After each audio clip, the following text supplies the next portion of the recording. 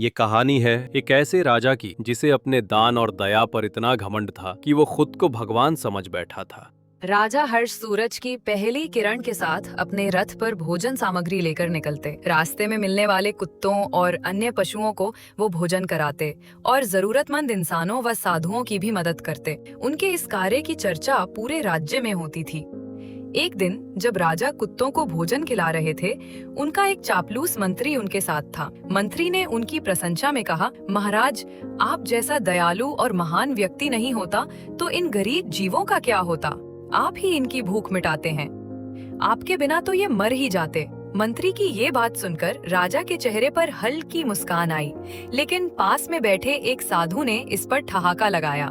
राजा ने आश्चर्य से पूछा, महाराज, आप हंस क्यों रहे हैं? साधु ने सहजता से कहा, राजन, मंत्री जी की बात सुनकर हंसी आ गई। सच तो ये है कि इन जीवों को और हम सभी को पालने वाला वो परमात्मा है। हम सब तो केवल माध्यम है। देने वाला असली मालिक ऊपर बैठा है।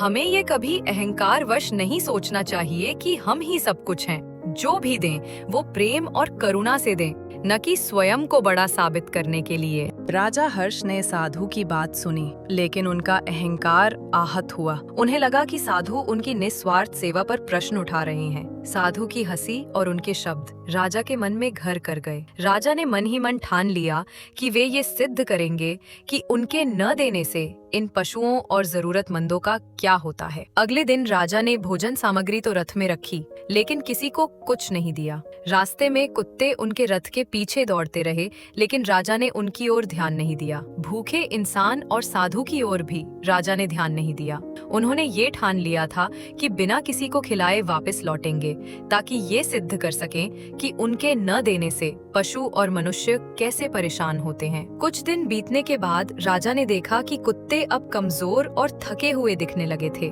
फिर एक दिन जब राजा रथ पर निकल रहे थे, उन्होंने देखा कि साधु उसी मार्ग पर बैठे हुए थे। राजा ने सोचा कि अब साधु से सामना किया जाए और उन्हें दिखाया जाए कि उनकी बात गलत है। राजा रथ को साधु के पास रोककर बोले, देखो, मैंने कई दिनों से इन कुत्तों को कुछ भी नहीं खिलाया। क्या अब ये नहीं प्रमाणित करता कि मैं ही इनका पालन पोषण करता था? साधु मुस्कुराए और बोले, राजन, क्या आपने ये देखा कि इन दिनों इन कुत्तों का पेट कैसे भरा? राजा बोले, ये तो आप ही देख सकते हैं कि ये कितने दुर्बल हो गए हैं। कुछ दिन और भरपेट भोजन ना मिला तो इनकी मृत्यु तय है। साधु ने शांत स्वर में कहा, मृत्यु और जीवन भी उसी परमात्मा के हाथों में है। अगर इस तरह से इनके प्राण जाने हैं तो ये भी उसका लिखा होगा। मैं फिर कहता हूँ, आप प्रेम बांटे। राजा ने ठान लिया कि वह साधु की बात को गलत साबित करेगा। अगले दिन राजा हर्ष अपने रथ पर भोजन सामग्री लेकर निकले। मार्ग में अचानक रथ का एक पहिया टूट गया और राजा समेत पूरी भोजन सामग्री उसी स्थान पर गिर पड़ी।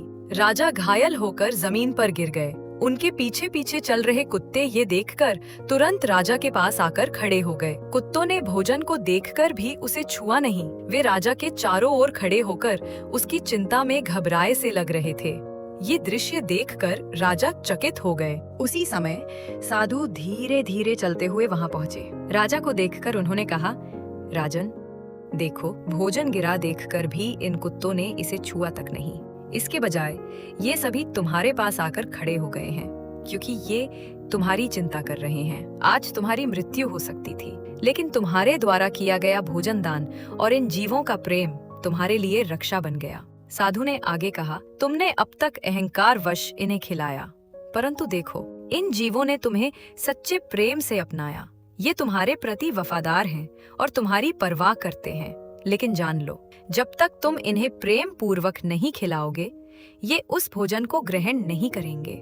प्रेम से दिया गया दान ही सच्चा दान होता है।